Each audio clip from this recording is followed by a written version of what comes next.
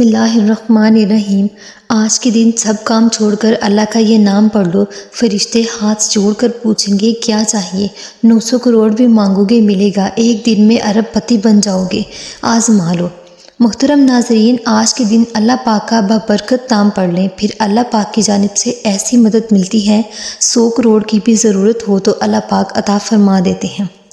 محترم ناظرین کرام، دولت کی کمی کے لیے، رزق کے مسائل کے لیے آج کے دن کا ایک بہت ہی خاص وظیفہ آپ کو بتانے لگی ہوں۔ میری وہ مائیں اس وظیفے کو کر سکتی ہیں جو چاہتی ہیں کہ ان کے بیٹوں کا رزق وسیع ہو جائے۔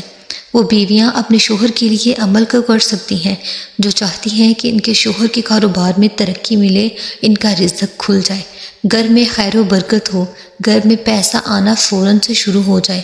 تو بالکل آسان سا وظیفہ ہے۔ اس وظیفے کو کرنے سے ایسے معجزات ہوں گے کہ اس وظیفہ پڑھنے والا کبھی خالی نہیں رہتا۔ اس کی جیب اللہ پاک دولت سے بھر دیتے ہیں۔ بس آپ کو اللہ پاک کی ذات پر پورا یقین کرتے ہوئے اس وظیفے کو کرنا ہے۔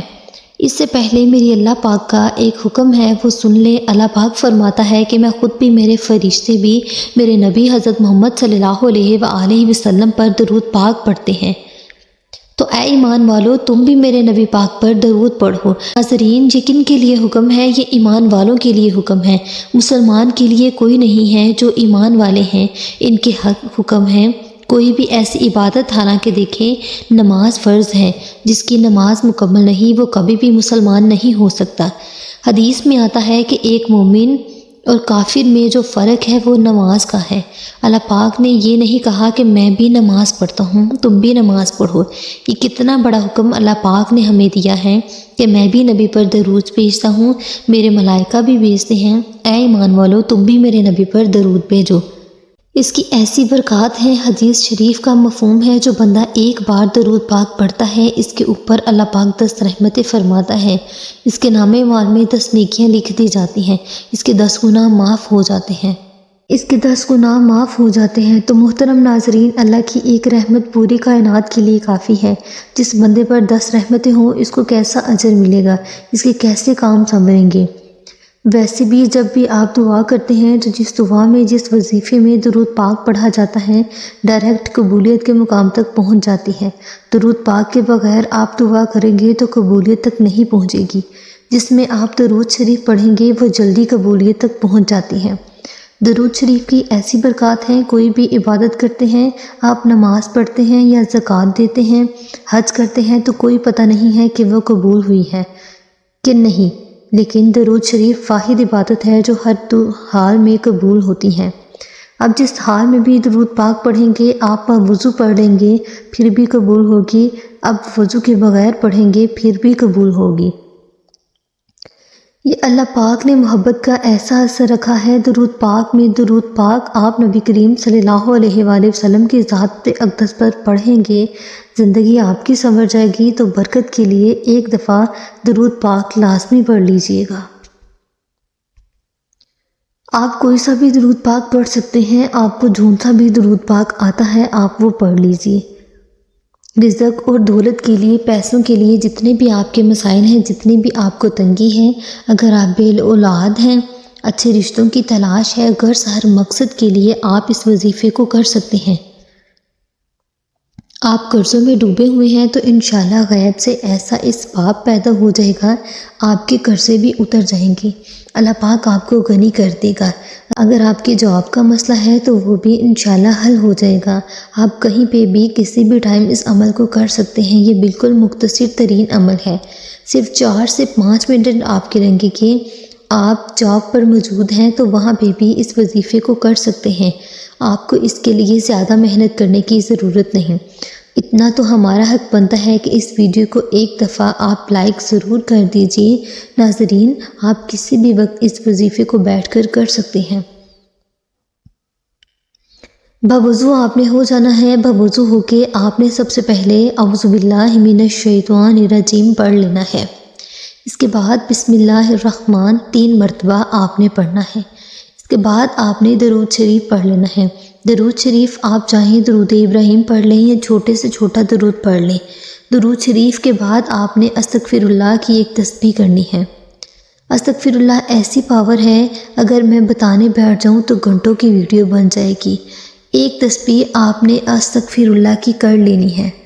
اگر آپ کے پاس ٹائم ہو تو آپ استغفر اللہ ربی من کل ذنب و اتوب الیہ پڑھ لیں۔ اس کی ایسی برکات آپ پہ نازل ہوں گی کہ آپ کی جو دعائیں ہیں وہ قبول ہونا شروع ہو جائیں گی۔ آپ نے اس کے بعد صرف ایک مرتبہ سورۃ کوثر پڑھ لینی ہے۔ سورۃ کوثر بڑی فضیلت والی سورت ہے، یہ نبی کریم کی شان میں لکھی گئی تھی۔ اللہ پاک نے نبی کریم صلی اللہ علیہ وآلہ وسلم کو حوض کوثر عطا کیا ہے۔ حوض کوثر کیا ہے؟ جنت میں ایک نہر ہے۔ آپ نے سورۃ کوثر کو صرف ایک مرتبہ پڑھ لینا ہے۔ سورۃ کوثر کو پڑھنے کے بعد آپ نے اللہ کا صفاتی جو ذاتی نام ہے، یا اللہ یا اللہ یا اللہ، یہ بھی آپ نے 100 مرتبہ پڑھنا ہے۔ کسی بھی دن اس وظیفے کو کر سکتے ہیں۔ آپ کے لیے صرف ایک دن انشاءاللہ اس وظیفے کو کریں، کیسے آپ کے اوپر اللہ کی کرم نوازیاں ہونا شروع ہو جائیں گی، آپ کے کیسے بگڑے کام بننا شروع ہو جائیں گے۔ یہ اللہ کے نام کی برکت ہے۔ آپ نے یا اللہ 100 مرتبہ پڑھنا ہے۔ اگر زیادہ توفیق ہو تو آپ زیادہ پڑھ سکتے ہیں، لیکن کم سے کم جو اماؤنٹ ہے وہ آپ نے 100 مرتبہ پڑھ لینا ہے۔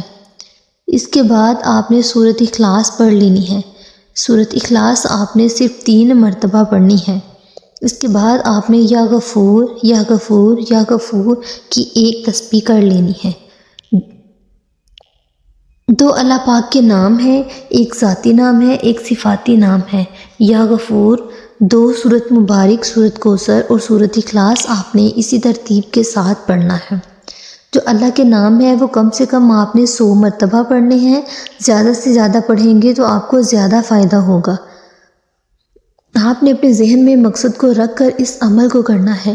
اس کے بعد آپ نے درود شریف پڑھنا ہے۔ درود شریف آپ نے 3 مرتبہ پڑھ لینا ہے، یا 7 مرتبہ پڑھ لینا ہے، یا 11 مرتبہ پڑھ لینا ہے۔ انشاءاللہ اس عمل کو کرنے کی دیر ہے، آپ کی حاجتیں پوری ہو جائیں گی، آپ کی جو بھی مرادیں ہیں وہ پوری ہوتی جائیں گی۔ آپ نے اللہ تبارک تعالیٰ سے گڑ گڑا کر اپنے مقصد کے لیے دعائیں مانگنی ہیں، اپنے کاروبار کے لیے دعائیں مانگنی ہیں۔ اگر آپ قرضوں میں ڈوبے ہوئے ہیں تو قرضوں کے لیے دعائیں مانگ لینی ہیں۔ بیماریوں کے لیے آپ نے دعائیں مانگ لینی ہیں۔ بے اولاد ہیں تو اولاد کے لیے دعائیں مانگیں۔ اولاد نرینہ چاہیے، اولاد نرینہ کے لیے دعائیں مانگیں۔